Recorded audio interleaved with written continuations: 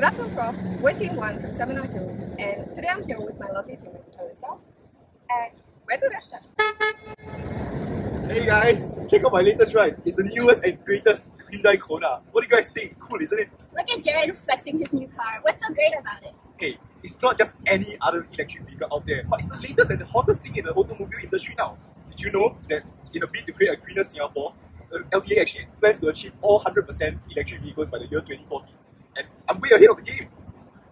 You know what, Alyssa? I think he's actually right. As of July 2023, almost 15.2% of all cars in Singapore are actually electric. Oh wow, I didn't know that. But I'm still doubtful about the whole situation. Is electric vehicles actually better for the environment? Well, you might be actually right, Alyssa. On surface level, EVs do really seem to be green. However, our group realizes that this simple equation is much more intricate than you might think. My name is Jaren, and today I'll be taking you through a journey of exploring this equation in greater detail. Essentially, we can break this equation down into two parts. First, we want to look at what EVs are and what are specific types of EVs. Next, we want to look at what is meant by greenness and how EVs can be more green. For this question, in order to make a fair comparison, we'll judge the term greenness based on CO2 emissions alone. To start, let's first take a look at what EVs are.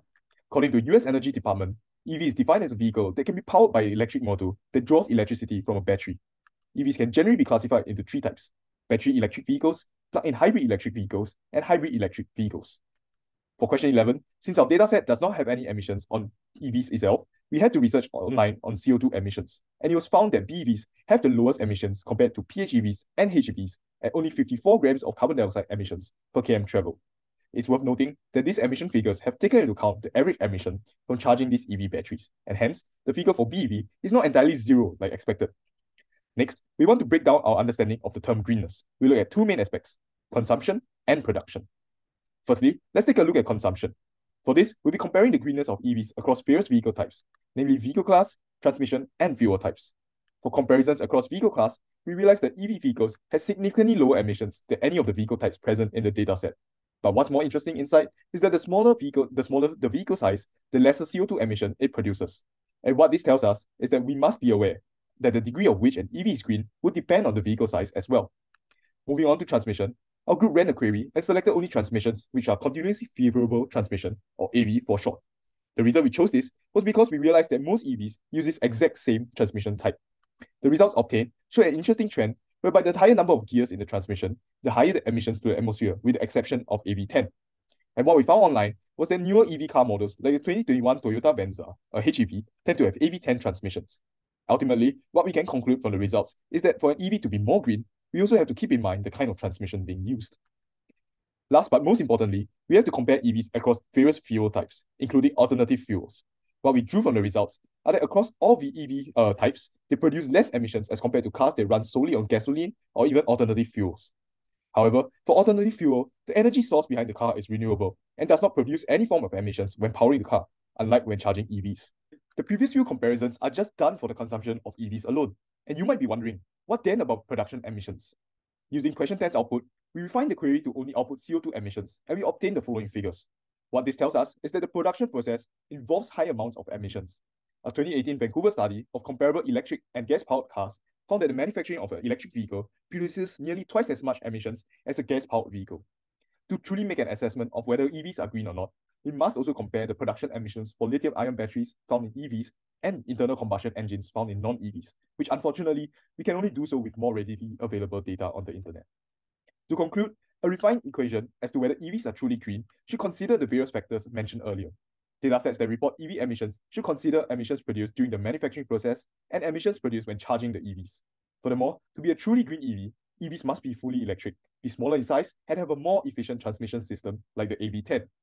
Now, Alyssa will delve more into insights on whether such EVs should be adopted in Singapore. My name's Alyssa, and I'll be taking on the question whether it's feasible for Singapore to fully convert fossil fuel vehicles to EVs. To begin answering this question, we would need to understand the important determinants for a successful conversion. Based on a survey which showed different reasons of Singaporeans not purchasing EVs, 50% or more of the votes were due to these three reasons: high vehicle prices, low vehicle range, and a lack of charging stations. Therefore, these will be our three determinants that we will use to evaluate whether implementation of EV is feasible in Singapore. To determine prices, we'll be looking at the popularity of EV brands. Based on the dataset, we can see that Tesla is the most popular EV brand in the USA. Tesla is known for its high prices due to many features such as self-driving and automatic software updates. However, one limitation of this data set is that it doesn't fully represent all the EV brands there are in Singapore. Even though in Singapore, Tesla still takes a majority share of EVs, BYD is the latest brand on the rise in Singapore. BYD models are 10 to 18% cheaper than Tesla models, with their latest model being $27,500 cheaper.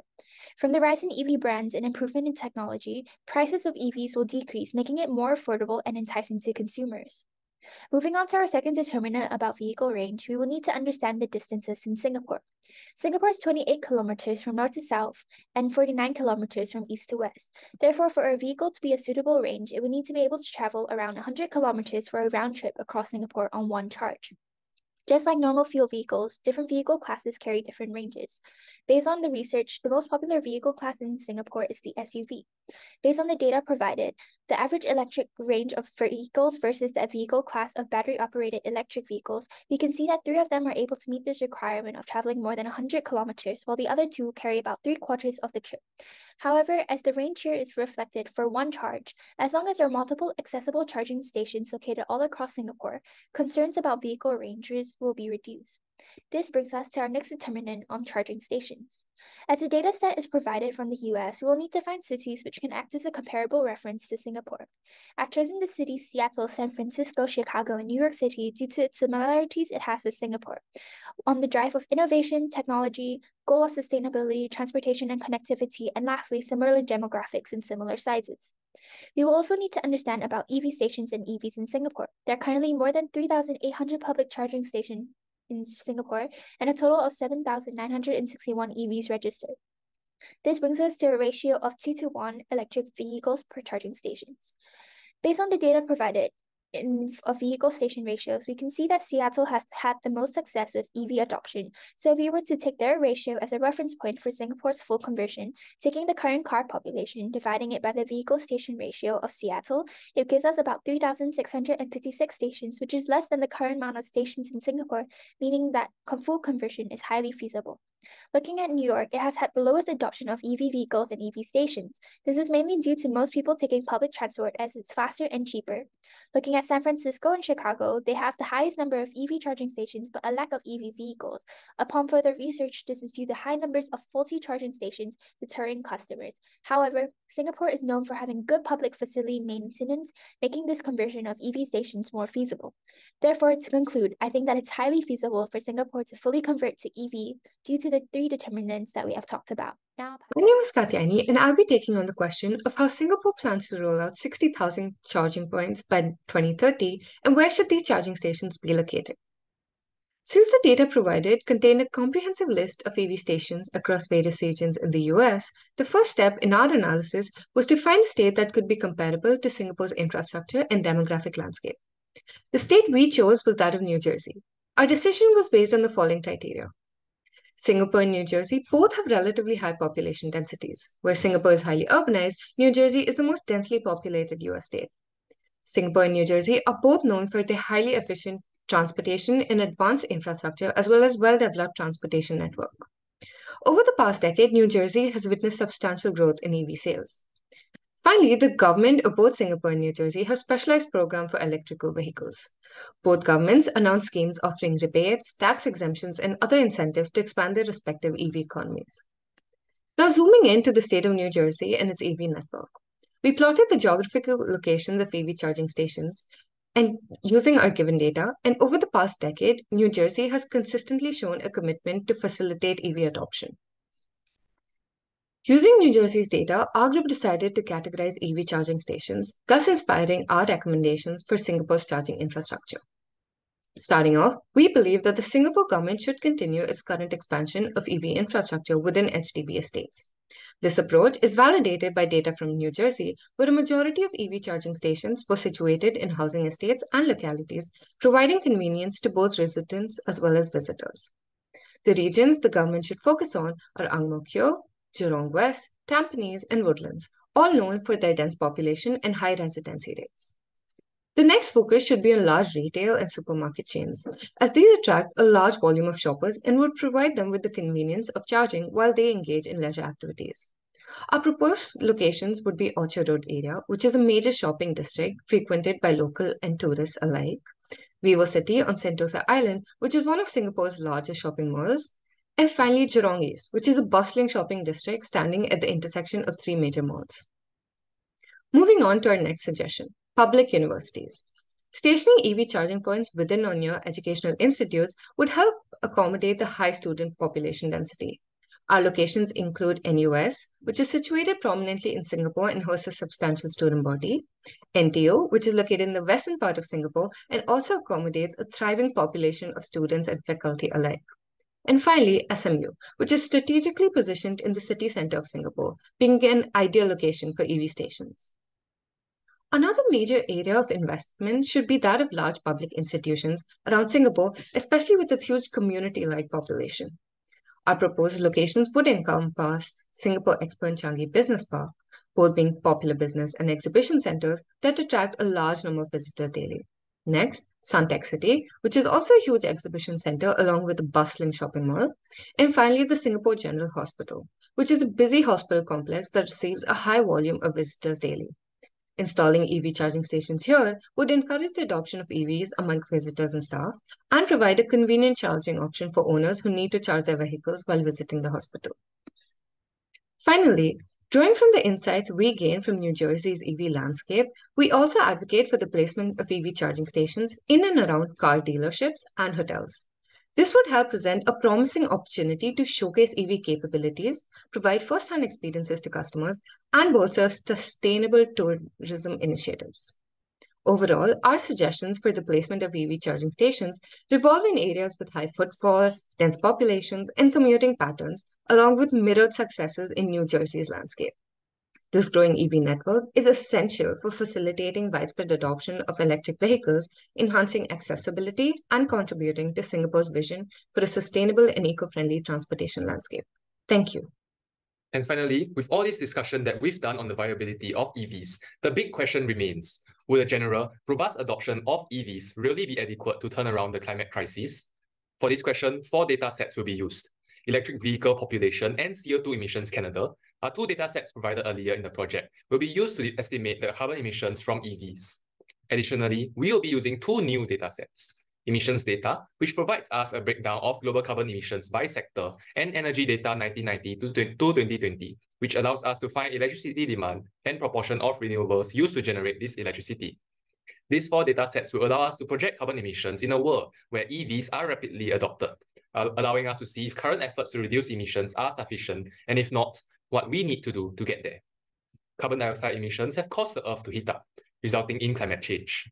With climate change, disruptions to our entire ecosystem has led to increased occurrence of natural disasters, which undermines livelihoods, ultimately causing deaths. However, not all hope is lost. In 2015, leaders around the world recognized this problem, resulting in the birth of the Paris Agreement.